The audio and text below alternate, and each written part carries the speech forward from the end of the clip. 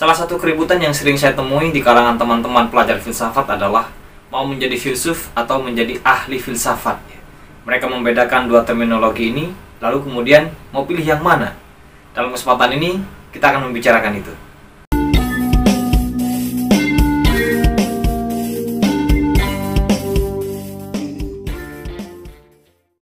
Pada mulanya saya tidak terlalu ambil pusing dengan perbedaan antara filsuf dan ahli filsafat. Tetapi rupanya di kalangan teman-teman terjadi perdebatan yang cukup panjang tentang mau menjadi filsuf atau ahli filsafat, atau bahkan keduanya berbeda. Bagi mereka, ahli filsafat itu adalah orang-orang yang banyak membicarakan atau meneliti satu tokoh, atau aliran dari pemikiran tertentu.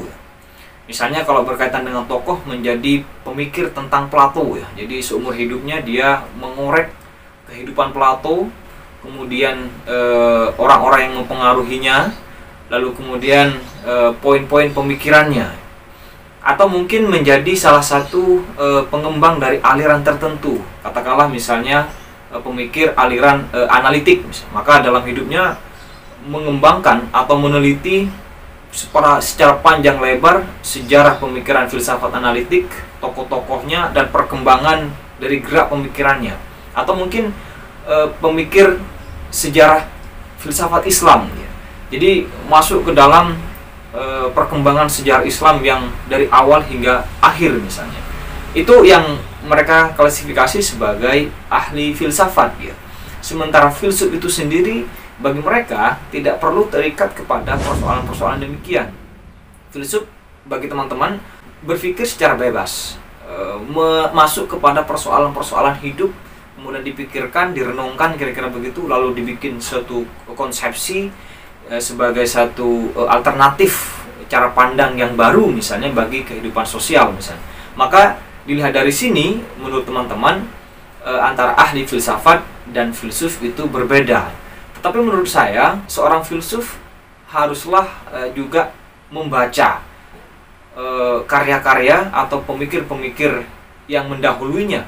Karena pada hakikatnya bagi saya, alur pemikiran itu atau konstruksi pemikiran tidak bisa sendirian. Satu konstruksi pemikiran pastilah kemudian diawali atau terkait dengan berbagai pemikir-pemikir atau ide-ide filsafat yang sudah dikembangkan sebelumnya. Dengan demikian, sebetulnya antara ahli filsafat dengan filsuf adalah satu tahapan yang harus dilalui. Karena tidak mungkin saya kira seseorang lalu kemudian lahir atau besar begitu saja menjadi filsuf, menjadi pemikir hebat. Tidak demikian menurut saya. Mereka atau siapapun yang ingin menjadi filsuf perlu melalui tahapan belajar. Nah, di dalam tahapan belajar itulah salah satu hal yang perlu dilakukan adalah membaca karya-karya dari seorang filsuf dari zaman Yunani klasik, abad tengah, modern hingga postmodern. Nah, dari berbagai pembacaan itulah kemudian seorang filsuf akan menemukan celah di mana kemudian dia bisa merumuskan gagasan baru yang itu mungkin saja tidak dipikirkan oleh berbagai filsuf sebelumnya, atau kemudian melakukan sintesa, pemaduan dari dua atau lebih pemikir menjadi satu corak baru, menjadi satu pemikiran yang baru yang itu dianggap lebih kontekstual terhadap kebutuhan zaman. Kemudian selain itu, filsuf itu sebetulnya tidak terlalu memperdulikan apakah dia disebut filsuf atau ahli filsafat. Ya, mereka belajar saja, mereka kemudian memikirkan persoalan yang ada, melakukan eksperimen pikiran, lalu kemudian merumuskan gagasan-gagasan yang mungkin untuk bisa dipakai mengatasi persoalan-persoalan yang terjadi. Mereka tidak perlu apakah kemudian setelah berpikir ini saya menjadi filsuf atau tidak, Karena filsuf sendiri itu adalah bukan semacam gelar akademik yang bisa diberikan setelah misalnya menamatkan jenjang sekolah atau pendidikan tertentu dengan tanda ijazah misalnya. Filsuf tidak punya ijazah untuk kemudian bisa digelar bisa dipasang di awal namanya sebagai gelar misalnya. Tidak demikian. Jadi filsuf ini semacam gelar yang sifatnya adalah konvensional, kesepakatan bersama yang itu tidak bisa dilihat kapan dia ditetapkan sebagai filsuf, tidak ada waktunya kira-kira. Jadi itu semacam ya ini orang ini sudah layak secara pemikiran, misalnya melahirkan berbagai karya buku misalnya, atau karya gagasan yang disampaikan kemudian ditulis oleh orang lain misalnya, baru kemudian setelah dibaca oleh berbagai kalangan, diuji hipotesa-hipotesanya dalam karya-karyanya itu atau di dalam pemikiran-pemikirannya, dan ternyata misalnya hipotesa-hipotesanya itu dapat dipertanggungjawabkan, hipotesa-hipotesanya itu memang kuat, bisa dipertahankan secara argumentatif misalnya, maka biasanya secara perlahan orang-orang di sekitar mereka yang membaca karya pemikirannya itu dengan sukarela ya, secara kesepakatan menyebut mereka sebagai filsuf. Jadi dengan demikian filsuf bukanlah gelar yang diberikan ya, atau dinyatakan oleh suatu kekuasaan tertentu kamu jadi filsuf, tidak demikian. Jadi itu adalah gelar alamiah, gelar sosial yang diberikan karena satu pemikiran yang telah dihasilkan. Nah, dengan demikian saya kira antara ahli filsafat dan filsuf bukanlah dua terminologi yang perlu dipersoalkan, yang perlu diperdebatkan. Bahwa kemudian belakangan ada misalnya para pelajar yang banyak mengutip pemikiran tokoh misalnya. Jadi kalau belum mengutip misalnya belum sah menurut si A, menurut si B. Kalau belum seperti itu dianggap belum filosof. Saya kira ini adalah tahapan belajar. Kita tahu bahwa di dalam tahapan belajar, pola-pola yang perlu kita lakukan pada saat kita membaca dari suatu pemikiran seseorang adalah memahami pemikiran itu. Sejauh mana pemikiran itu, bagaimana diargumentasikan, bagaimana latar belakangnya. Baru setelah itu kita mengkontekstualisasikan ke realitas yang ada. Apakah masih kontekstual pemikiran ini? Ini yang disebut dua tahap pemahaman, dua tahap pembacaan terhadap suatu karya. Baru setelah kemudian kita melakukan kontekstualisasi, ternyata di realitas misalnya ada banyak anomi, ada banyak persoalan-persoalan yang tidak sesuai dengan kerangka pikir filsuf yang sudah kita pahami itu, maka di situ biasanya seorang filsuf melakukan kritik atau membangun ulang gagasan dari seorang filsuf sebelumnya.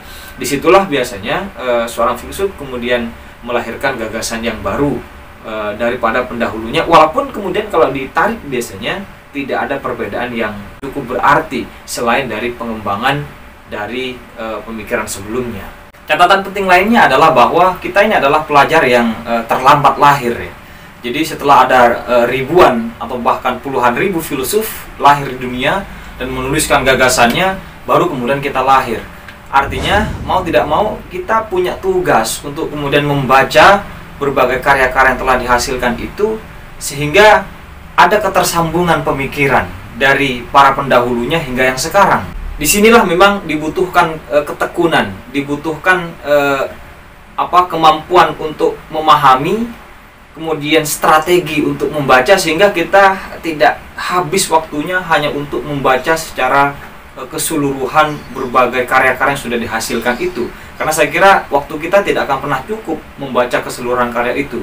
Karena itu kemudian sebagian orang mencoba menspesifikasi pemahamannya kepada salah satu aliran tertentu di dalam filsafat atau kepada tokoh tertentu ya. Itu yang dianggap kemudian sebagai ahli oleh sebagian teman-teman. Padahal itu sebetulnya salah satu cara untuk menspesifikasi pemahamannya, membuat satu pemahaman baru yang lebih mudah ketimbang kemudian harus membaca secara keseluruhan karya-karya yang sudah ditulis oleh berbagai pemikir tersebut. Dan yang terakhir, menurut saya kita harus tetap optimis sekalipun sudah ada berbagai karya-karya yang lahir dari pemikir-pemikir besar.